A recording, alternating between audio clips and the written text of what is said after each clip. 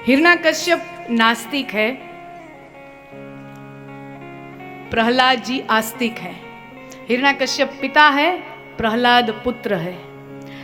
कथा का रूपक कहता है नास्तिक के घर ही आस्तिक का जन्म होता है, नास्तिकता से ही आस्तिकता जन्म लेती है, और जो आस्तिकता नास्तिकता से पैदा हो वो श्रेष्ठ आस्तिकता है।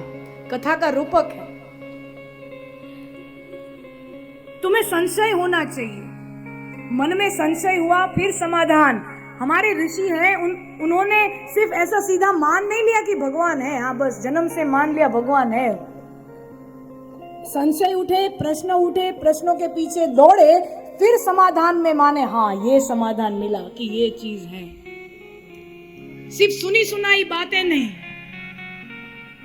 तुमने चलकर देखा, फिर अपनी थोड़ी मति लगाई, बुद्धि लगाई, अपनी प्रज्ञा लगाई, फिर जो निष्कर्ष आया, ऐसी आस्तिकता वो सच्ची आस्तिकता।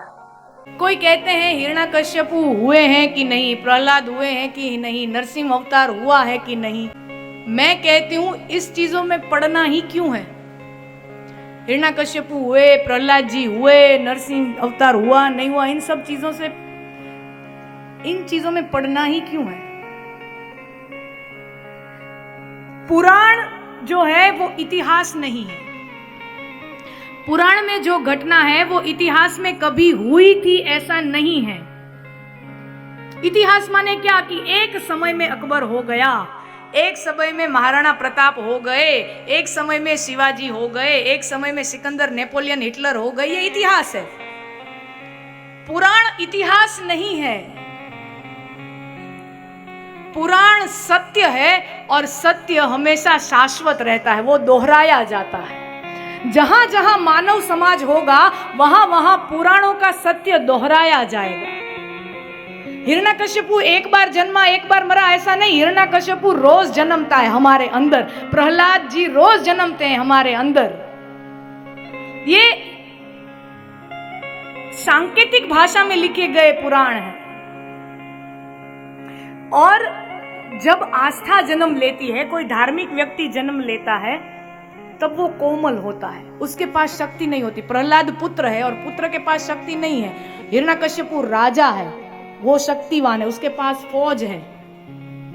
दुनिया में जब भी कभी धार्मिक व्यक्ति पैदा होता है वो बहुत कोमल कोमल सा होता है, बहुत नाजुक होता है, और जो शक्ति होती है वो समाज के पास होती है।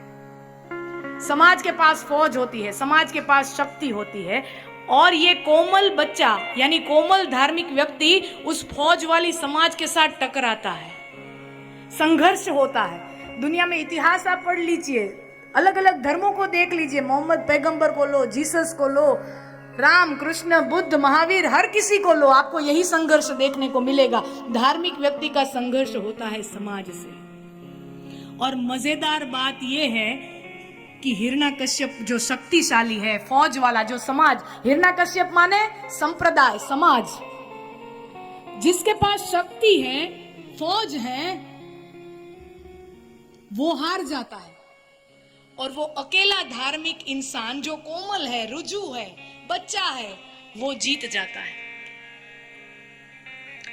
और कोशिश करते हैं हिरण्यकश्यप जो होते हैं, जो समाज जो होती है, वो ऐसे धार्मिक लोगों को परेशान करने की कोशिश करते हैं। उसको पहाड़ से गिराते हैं, हाथी के पैर के नीचे कुचलवाते हैं, होलिका के गोदी में रखकर जलवाते हैं, जलाते हैं, लेकिन वो जलते नहीं, मरते नहीं, दबते नहीं। तो चमत्कार मालूम होता है, अरे अग्नि कुंड में बैठे, होलिका के गोद में बैठे, और होलिका जल गई, जिसको वरदान था नहीं जलने का वो जल गई, ये नहीं जले। चमत्कार मालूम होता है। चमत्कार नहीं, ये रूपक है। हाथी के पैर के नीचे कुचलवाया, मरे नहीं, पहाड़ से गिरवाया, मरे नहीं, पानी में डुबाया, डूबे नहीं। ये रूपक है, कैसे समझो। हाथी के नीचे आप किसी को भी डालोगे, अग्नि में डालोगे, पानी में डालोगे, वो मरना ही है वो इंसान को, लेकिन तुम उसको मारोगे तो क्या वो मर पाएगा? जीसस को कुछ लोगों ने शूली पे चढ़ा दिया तो जीसस का शरीर तो मर गया, लेकिन जीसस मर पाए? जीसस मर पाए? जीसस अभी भी जिंदा है। करोड़ों लोग जो उनमें आस्था रखते हैं उनके दिलों में जीसस जिंदा है। सोक्रेटिस को जहर दिया गया तो सोक्रेटिस का शरीर तो मर गया, लेकिन सोक्रेटिस मर पाए? सोक्रेटिस नहीं मर पाए। सोक्रेटिस आज भी जिंदा है। मंसूर को फांसी पे चढ़ा दिया, मंसूर मर पाए? नहीं मर पाए, जिंदा है। जहर देने वालों का नामो निशान मिट गया। सोक्रेटिस को किसने जहर का प्याला दिया था? आज कोई नाम बता के देखे गूगल के बिना। गूगल में भी शायद ढूंढोगे तो बहुत मुश्किल से मिलेगा, उसमें भी नहीं मिलेगा। उसका नामो, जिसने जहर दिया वो मिट गया। जीसस को जिस वाइसरॉय ने बोला कि इसको सूली पे चढ़ा दो, जिसके ऑर्डर पर सूली पे चढ़ाया गया, उस वाइसरॉय का नाम किसी को याद नहीं। उस वाइसरॉय का नाम किसी को याद नहीं। लेकिन जीसस को मारा, जीसस मर नहीं पाए। वैसे ही प्रहलाद को मारा, प्रहलाद मर नहीं पाए। प्रहलाद मर नहीं पाए। आस्तिकता होती है, धार्मिकता होती है, उसको तुम मारोगे, दबाओगे, कुचलोगे, जलाओगे, दबाओगे तो भी वो अनेक गुना, हजारों शक्ति से बार बार उभरेगी। अनेक गुना शक्तिशाली होकर वो उभरेगी और वो संघर्ष करेगी नास्तिकता के विरुद्ध, हिरण्याकश्यप के विरुद्ध।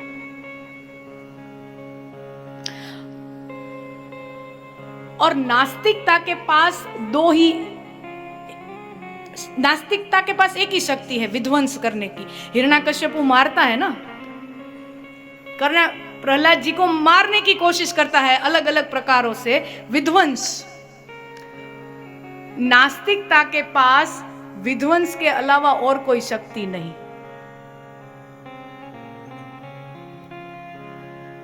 और आस्तिकता के पास सर्जन की शक्ति है। और जब सर्जन और विध्वंस दोनों टकराते हैं, सर्जन और विध्वंस दोनों टकराते हैं, तब जीत हमेशा सर्जन की होती है, क्योंकि सर्जन के पास परमात्मा की ऊर्जा है। आप कोई भी चीज का सर्जन करो, आप भवन बनाओ तो वो सर्जन की प्रक्रिया है, भवन बनाने को अटकाओ तो वो विध्वंस की प्रक्रिया है। विध्वंस और सर्जन जब टकराएगा तो जीतेगा तो सर्जन ही, जीतेगा तो सर्जन ही। इसीलिए जहां जहां कुछ सर्जन हो रहा है उसमें सर्जन परमात्मा की ऊर्जा है। शक्ति को अनुभव करने के लिए दो ही रास्ते हैं, या तो तुम कुछ मिटाओ या तो तुम कुछ बनाओ। शक्ति का अनुभव करने के दो रास्ते हैं, या तो तुम किसी चीज को नष्ट करो तो तुम्हें ऐसा लगेगा कि मैं बलशाली हूं, किसी चीज को फोड़ डालो, ये करो तो लगता है कि मेरे में बल है। या तो तुम किसी चीज का सर्जन करो तो तुम्हें लगता है आहा मैं बलवान, मैं शक्तिवान। लेकिन जो विध्वंस है वो नकारात्मक है, उसके पास ना की ऊर्जा है। इसीलिए हिरण्याकश्यप के पास शक्ति है, और शक्ति हमेशा नास्तिकता के पास होती है, समाज के पास होती है, विध्वंस के पास होती है। और हाँ, कमजोर होती है। आप अपने बच्चों को पूछो, अपने बच्चे बोलेंगे ना मम्मी मैं मैगी खाऊं ना, केवी घुसी ने तुम्हें ना पाड़ो, है ना।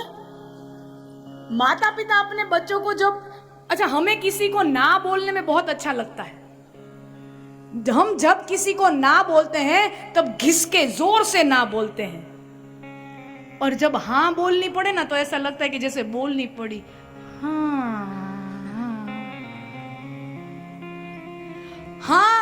हाँ बोलते हैं तो ऐसा लगता है कि जैसे हमें मजबूरी में बोलनी पड़ रही है, और जब हम ना बोलते हैं तब पूरी शक्ति के साथ ना बोलते हैं। क्योंकि किसी को रोकना, उसमें हमें बहुत आनंद आता है। ना बोलने में जो आनंद आता है वो आनंद किसी और चीज में नहीं आता, हाँ बोलने में तो नहीं आता। लेकिन दुनिया का जो भी विकास हुआ है वो हाँ से हुआ है, ना कभी हाँ को रोक ही नहीं पाए। प्रहलाद हाँ है, हिरण्याकश्यपु ना है। ना के पास शक्ति है, लेकिन हाँ छोटा सा बच्चा जीत जाता है। इसीलिए बहुत प्यारी कथा है, बहुत सुंदर उसका आप रूपक देख, एक ही कथा में से आपको अलग अलग अलग अलग रूपक मिलते हैं। सद्वासना कहते हैं, प्रहलाद जी सद्वासना का प्रतीक है, रूपक है। कुछ इंसान, कुछ व्यक्तित्व धरती पर जन्म लेते हैं अच्छा काम करने के लिए ही, उनसे अच्छा ही काम होता है, वो चाहे तो भी खराब काम नहीं कर सकते, वो सद्वासना है। असद्वासना उससे उल्टा हिरण्यकश्यप। कुछ लोग दुनिया में खोटे धंधे करने ही पैदा होते हैं, उनसे खोटे धंधों के अलावा कुछ होता ही नहीं, चाहे तो भी ना कर सके। जानामि धर्मम न च मे प्रवृत्ति, जानामि अधर्मम न च मे निवृत्ति। दुर्योधन जैसा, उसको भी पता है कि मैं खराब हूं, लेकिन खराब होने से अपने आप को बचा नहीं पाता। तो दुनिया में 5% लोग ऐसे होते हैं जो सद्वासना वाले हैं, 5% लोग होते हैं वो असद वासना वाले होते हैं, और 90% लोग, 90% लोग होते हैं मेरे और आपके जैसे मिश्र वासना वाले, जो अच्छे का संग करेंगे तो अच्छे हो जाएंगे, बुरे का संग करेंगे तो बुरे हो जाएंगे।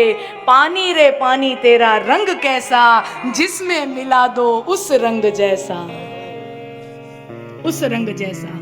तो वो 5% खराब लोग 5% अच्छे लोगों को परेशान करते हैं। तो वो छोटा सा समुदाय जो सद्वासना वाला है,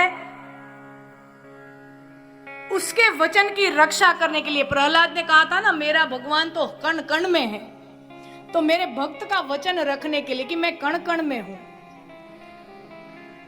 પોતાના ભક્તોની સહાય કરવા માટે, और बड़ा समुदाय जो असद वासना की ओर न जाए और सद वासना की ओर जाए, उसके कारण भगवान स्तंभ फाड़ के न भूतो न भविष्यति न नर न पशु,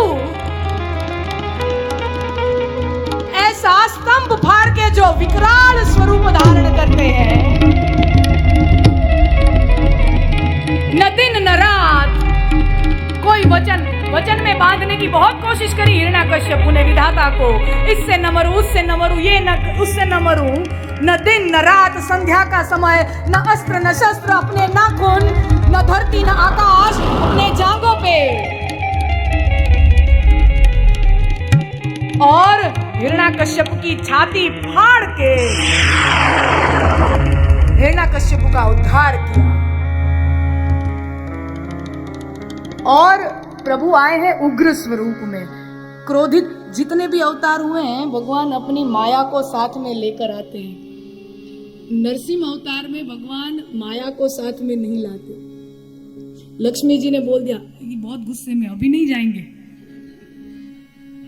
अभी नहीं जाएंगे, गुस्से में है। तो देवताओं ने स्तुति करी, प्रभु का क्रोध शांत नहीं हुआ, क्रोध शांत नहीं हुआ। देवताओं ने स्तुति करी, क्रोध शांत नहीं होता। देवताओं ने लक्ष्मी जी से याचना करी, आप जाइए प्रभु को शांत कीजिए।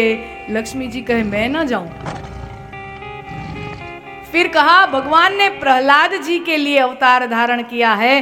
प्रहलाद जी को भगवान ने अपनी गोद में बिठाया, और पशु कैसे स्नेह करता है अपने, गाय कैसे स्नेह करती है अपने बछड़े को, चाट के करती है। पशु अपने संतान को, अपना जो बच्चा होता है उसको चाट के प्रेम करती है, वैसे भगवान उसमें पशु का गुण लेकर भगवान जन्म अवतार लिया है। तो अपने भक्त को चाटते जाते हैं, चाटते जाते हैं, वैसे भगवान का क्रोध शांत होता जाता है, होता जाता है, होता जाता है। अद्भुत लीला। और तब से लेकर होली का उत्सव मनाया जाता है। होली जैसा अद्भुत उत्सव दुनिया में कहीं आपको ढूंढने से भी नहीं मिलेगा। दुनिया का सबसे अनूठा उत्सव। होली के सामने दिवाली भी थोड़ी फीकी पड़ जाती है, थोड़ी। होली इतना रसप्रद उत्सव है, उसमें नृत्य है, उल्लास है, रंग है, फूल है, महक है, नृत्य है। धर्म में जो जो लक्षण होने चाहिए वो सारे लक्षण आस्तिकता में जो जो लक्षण होने चाहिए वो सारे लक्षण होली के उत्सव में हमें मिलते हैं। धर्म उदासी का नाम नहीं, धर्म उदासी का नाम नहीं, life is a grand celebration, धर्म उत्सव का नाम है। और तुम परमात्मा की आराधना करो तो भी हंसते हंसते नाचते नाचते करो, दुखी होके रो तो भी प्रेम में और स्नेह में और खुशी के आंसू से रो। बाकी जो दुखी है वो आस्तिकता नहीं, वो कुछ और है, वो धर्म नहीं, वो कुछ और है। तो होली के जैसा उत्सव कहीं और नहीं दिखता, कहीं और नहीं मिलता। अगर ये वीडियो आपको पसंद आए तो लाइक करें और शेयर करना मत भूलिए और बेल आइकॉन पर क्लिक करना मत भूलिए लेटेस्ट वीडियो सबसे पहले पाने के लिए।